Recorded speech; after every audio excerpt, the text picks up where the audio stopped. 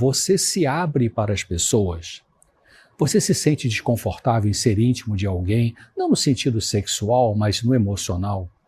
Tem muita gente que pratica muito sexo, mas tem medo de abrir o coração. Por que esse medo? Será que você sofreu no seu passado infantil, na juventude, e carrega ainda as consequências daqueles sofrimentos até hoje? Será que as dores, as perdas do passado influenciam a maneira como você se relaciona consigo mesmo, com os outros, com Deus e com a vida?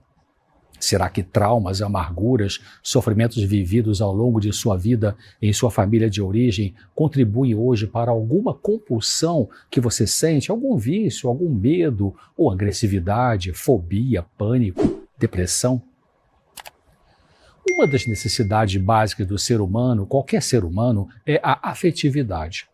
Abraham Maslow foi um psicólogo norte-americano que trabalhou no famoso MIT, Instituto de Tecnologia de Massachusetts, uma universidade particular de pesquisa localizada na cidade de Cambridge, no estado de Massachusetts, nos Estados Unidos. Ele desenvolveu a famosa pirâmide de necessidades básicas do ser humano. É verdade que há críticas quanto à teoria dele, mas Maslow definiu 5 necessidades principais do ser humano como sendo assim: primeiro, necessidades fisiológicas; segundo, necessidades de segurança; terceiro, necessidades sociais de amor e relacionamentos; quarto, necessidade de estima; e quinto, necessidade de realização pessoal. Vamos dar uma rápida olhada no significado de cada uma delas. Primeiro, dentre necessidades fisiológicas básicas, Maslow cita a fome, a sede, o sono, o sexo, a excreção, o abrigo. Particularmente, eu discordo dele sobre o sexo ser uma necessidade básica. O psicanalista e também psicólogo Rollo May afirma que a presença de ansiedade não é necessariamente relacionada com a repressão sexual, como Freud disse. Na clínica psicológica, no dia a dia do atendimento de pessoas que se envolvem regularmente em atividades sexuais, nós encontramos muitos que se queixam de ansiedade autoexagerada. O Dr. Rollo May explica que pessoas brilhantes podem ter abstinência sexual sem se tornar ansiosas. Isso está num livro muito bom dele chamado O Significado de Ansiedade, na página 141. O maior exemplo que eu posso citar é o Senhor Jesus Cristo, que em sua humanidade, ao viver aqui por 33 anos e meio, não teve vida sexual e é o único exemplo perfeito de saúde emocional, psicológica, mental de todos os tempos em toda a humanidade. Abraham Maslow, o número 2, ele fala de necessidade de segurança, que vai desde a simples necessidade de se sentir seguro dentro de uma casa, até formas mais elaboradas de segurança, como um emprego estável, um plano de saúde ou um seguro de vida, se possível. Em seguida, vêm as necessidades sociais ou de amor, de afeto, de carinho, ter sentimentos, pertencer a um grupo. Depois vem as necessidades de estima, o reconhecimento das nossas capacidades pessoais, o reconhecimento do valor dos outros, a saudável valorização pessoal. E, finalmente, as necessidades de autorrealização, em que o indivíduo procura se tornar aquilo que ele pode ser. E tem que ver com criatividade, moralidade, solução de problemas, entre outros fatores. Segundo o relato bíblico, Deus criou os seres humanos e os colocou num jardim chamado Jardim do Éden. Adão e Eva eram felizes, não sentiam falta de nada. Todas as necessidades deles eram satisfeitas e todas eram saudáveis.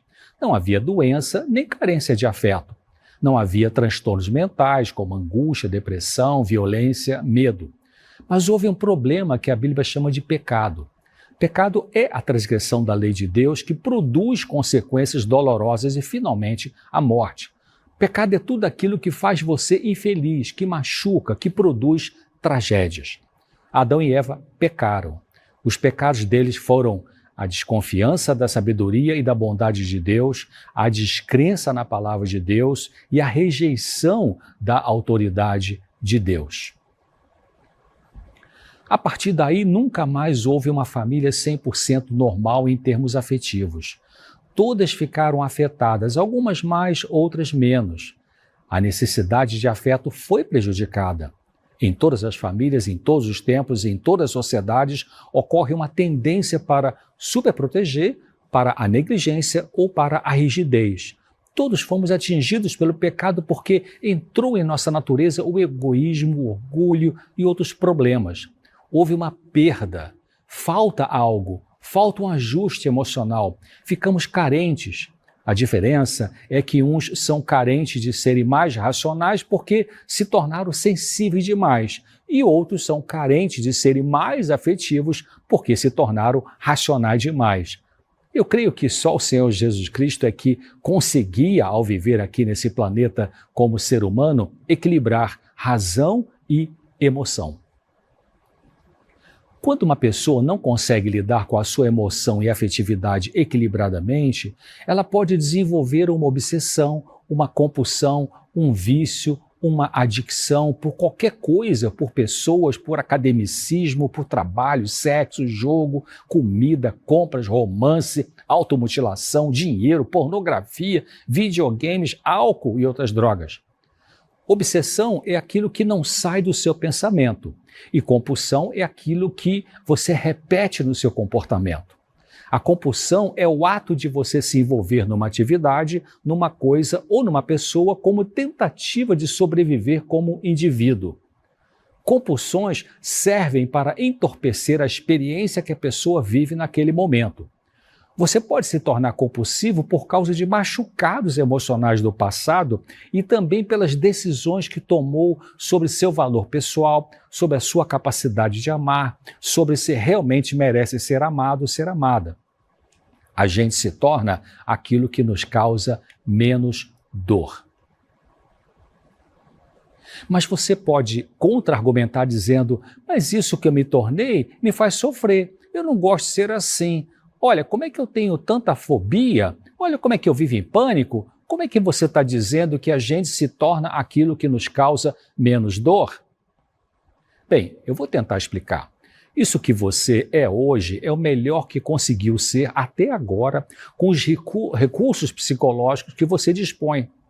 Seus sintomas, seja fobia, pânico, depressão, dependência química, compulsão alimentar ou outros, são defesas que você está usando porque ainda não aprendeu a lidar com seus conflitos de uma maneira melhor.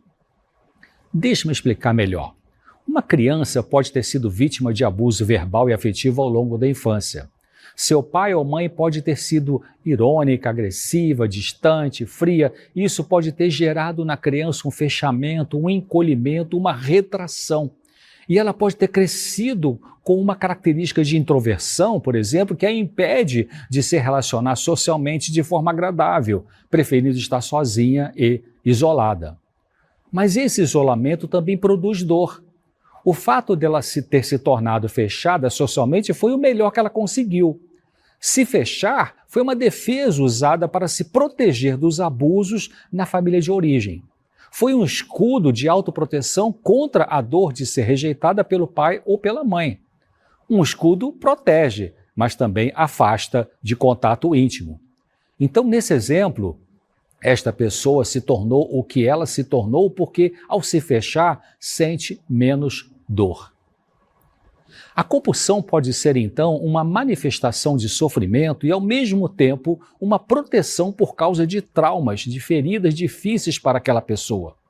Pode ser uma manifestação de sofrimento porque a compulsão é um distúrbio, é sinal de que algo na vida mental da pessoa está mal. E é uma defesa, porque quando a pessoa está envolvida com a sua compulsão, ela desvia o pensamento e o sentimento da dor original para o objeto da sua compulsão. A compulsão é um desespero no campo emocional. Ela serve para nos proteger da dor associada ao amor. No livro chamado Carência Afetiva e Alimentação, uma questão delicada, a autora diz assim: a compulsão é uma complicação menor para se lidar e evitar a dor da complicação maior.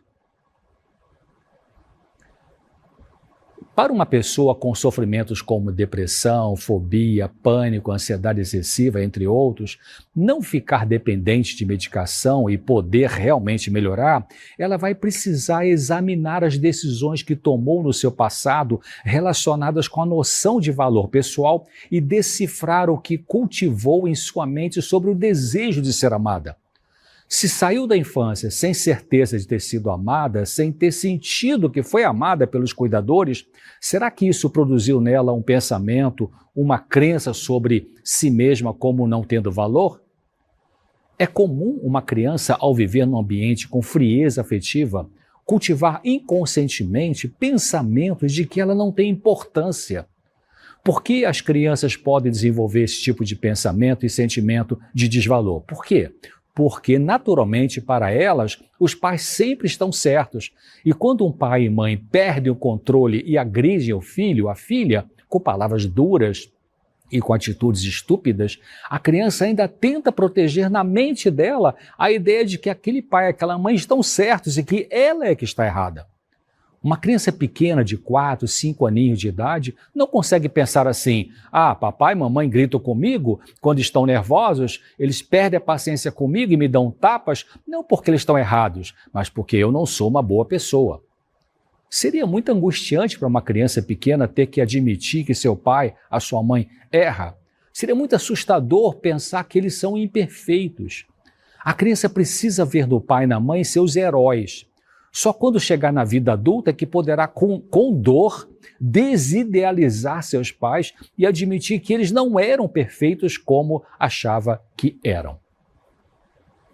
Então, é importante para a pessoa sofrendo emocionalmente começar a examinar as decisões que tomou no seu passado e que tem que ver com a noção de valor pessoal hoje e o que cultivou na sua mente sobre o desejo de ser amada.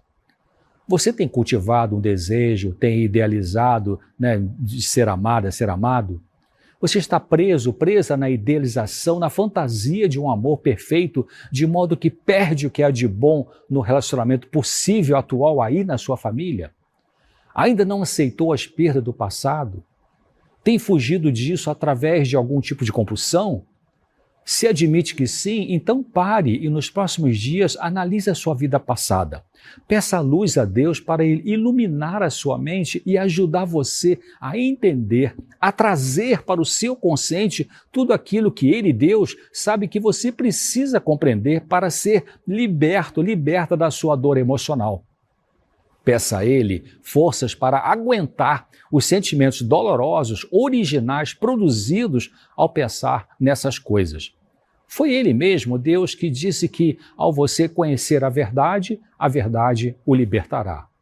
Então, olha esse conselho de uma pessoa sábia que diz assim: deveríamos estudar a experiência da vida passada, estudá-la assim como nós estudamos as provas de um artigo para encontrar os erros e anotá-los nas margens da página. Deveríamos fazer isso diariamente e anotar nossas faltas de modo que possamos evitá-las no futuro. Muito interessante esse texto, né?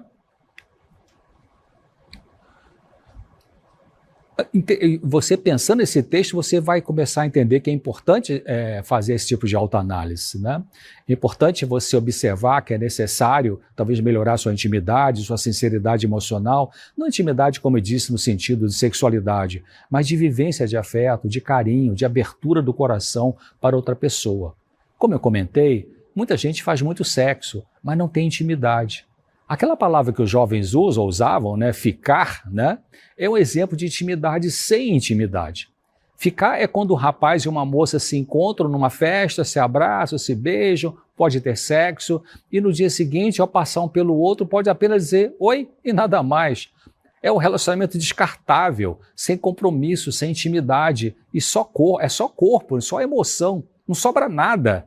É um sintoma da sociedade sensualizada que acaba contribuindo para o aumento da violência.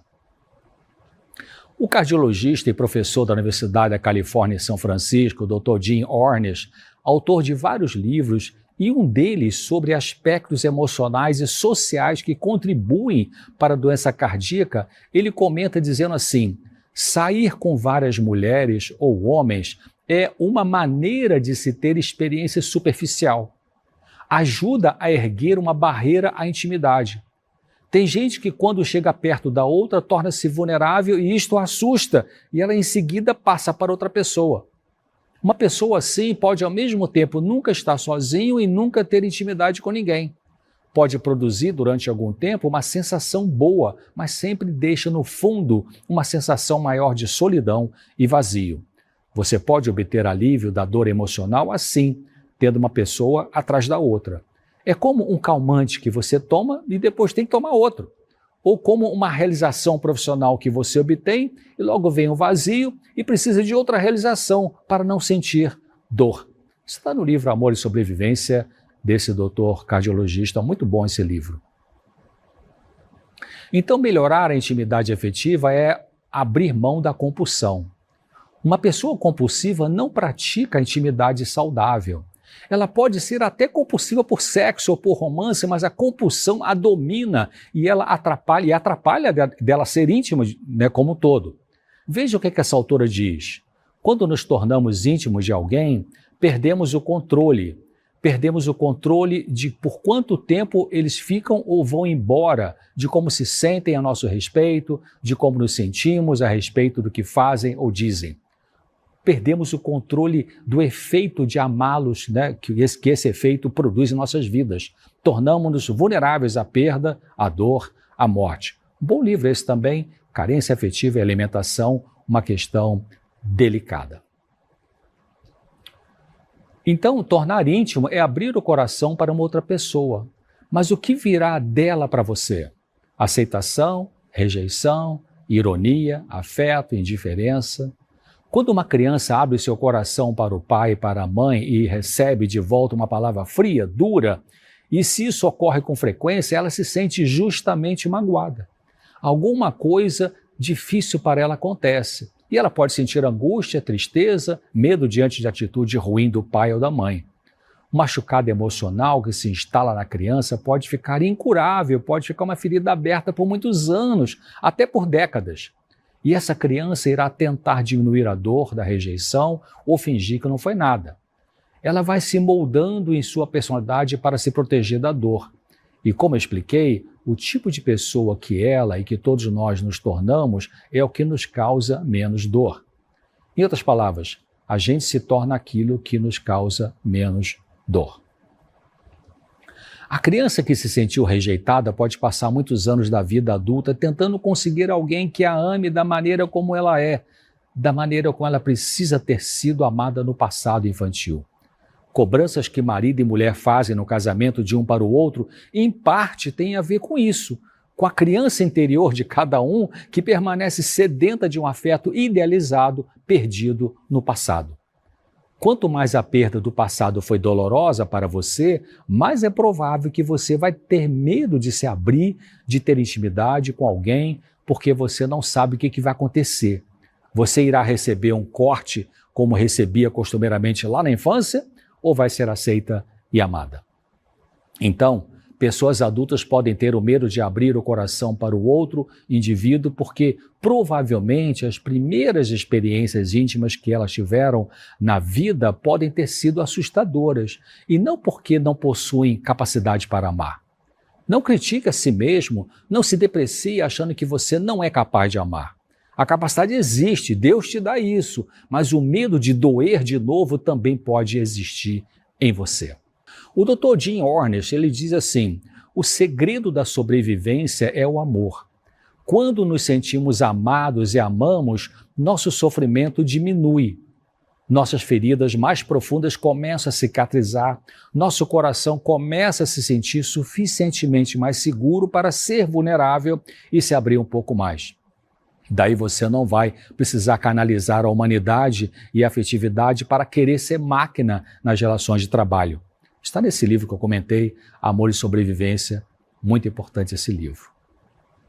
O Dr. Ornish, ele vai explicando nesse seu livro que a intimidade é libertadora e curativa, mas somente quando nos sentimos seguros. Abrir o coração é outro modo de dizer que estamos dispostos a baixar nossas defesas emocionais e permitir a nós mesmos uma vulnerabilidade emocional. Mas só conseguimos ser íntimos na medida em que podemos ser vulneráveis. E podemos ser vulneráveis e abrir nossos corações apenas na medida em que nos sentimos seguros, porque se nos fazemos vulneráveis, podemos ser magoados. O que se pode fazer, então, para lidar com dores emocionais que se manifestam por compulsões e outras dificuldades comportamentais? Vamos pensar. Primeiro, procure examinar por que você tem tanto medo. Segundo, pense em que tipo de sentimento você pode ter experimentado lá atrás no seu passado, quando sofria na sua família de origem. Que sentimentos você tinha quando criança e que, quando eles surgiam, você tinha que bloqueá-los por ser impedido de falar ou de se expressar? Que emoções você experimentava quando se sentia não aceito pela criança que você era? Será que foi tristeza? Foi raiva, medo, culpa, vergonha, dor? Pense nisso, tente lembrar. Um terceiro passo, se você tem alguém com quem falar dessas coisas, com quem pode se abrir de maneira confiável e ética, talvez no atendimento com um profissional, isso poderá lhe ajudar, porque ao você expressar seus sentimentos, seus pensamentos, essa pessoa que vai te escutar, sendo boa conselheira, vai te valorizar, vai valorizar o que você diz, não vai te rejeitar, vai aceitar, não vai punir você por falar dessas coisas, ou seja, ela fará ao contrário do que talvez pode ter acontecido na sua infância, quando você não foi ouvido, não foi aceito, foi punido e rejeitado. Desta maneira, a cura da ferida pode ir ocorrendo. O quarto passo, pense também que você precisa abrir mão do desejo e das atitudes de controle dos outros, querendo com isso que eles façam o que você quer. Tentar manter o controle sobre os outros é o mesmo que insistir na ideia de que a cura da sua dor está relacionada com o outro ter que ser para você o que seus pais não foram. O quinto passo é passe agora a tomar conta da sua vida, da sua pessoa. Pense e aceite que seu bem-estar não está nas mãos de outras pessoas. Você é responsável pelo seu próprio bem-estar. Se você mantiver a ideia e a postura de que, para se sentir bem consigo, as outras pessoas precisam estar com você de um jeito que você quer, isso significa colocar nas mãos dessas pessoas a sua felicidade. Se você faz isso, percebe que é uma armadilha que você constrói para si. Um sexto passo, quando você vai percebendo tudo isso, quando pensa nessas coisas e vai entendendo que o que faltou de afeto, de carinho, de aceitação, de colo, no relacionamento com seus pais no passado, não pode ser recuperado no presente, você pode aceitar essa realidade, aceitar a perda, a falta e os vazios do passado. E isso liberta. Mais importante do que seus pais fizeram com você é o que você faz com o que eles fizeram. Eu vou repetir. Mais importante do que seus pais fizeram com você é o que você faz com o que eles fizeram. Quando paramos de viver reagindo ao que nos faltou no passado, podemos começar a viver a vida que Deus quer que vivamos no presente. Podemos viver reagindo de maneiras muito variadas, querendo tomar conta dos outros, viver seguidamente com pessoas complicadas que nos machucam, nos chamados relacionamentos tóxicos, Isso pode acontecer. A escritura Jeanne explica dizendo assim: a paz e o contentamento são sentimentos que necessitam ser praticados para serem aprendidos. Não são consequência do sucesso, do amor ou da magreza. São, entre outras coisas, consequência de se parar no presente e olhar à volta. Então, pare e olhe, pense, mas não fique mais fantasiando um amor ideal. E Jeanne complementa dizendo assim: precisamos atravessar o passado para viver o presente. Através, não além de. Através, não acima. Através, não fora de. Falando, sentindo, chorando, tendo raiva, rindo, sendo destemidamente honesto sobre o passado. Dessa forma, o presente se torna ele mesmo e nada mais. Então, saúde mental tem que ver com experimentar e expressar sentimentos de forma adequada, equilibrada, oportuna, necessária. Quando ocorrem problemas nesse sentido, especialmente na infância, podem surgir desequilíbrios na personalidade. A doutora Lee Wayland, que foi professora de psiquiatria na Faculdade de Medicina da Universidade de Harvard, ela escreveu dizendo assim: muitos, talvez a maioria, dos problemas da vida das pessoas poderiam ser resolvidos ou aceitos maduramente se não houvesse bloqueios à expressão normal, madura dos sentimentos repelidos. Cuide melhor de si mesmo, perdoe seus pais ou as pessoas do passado que machucaram você. Assim,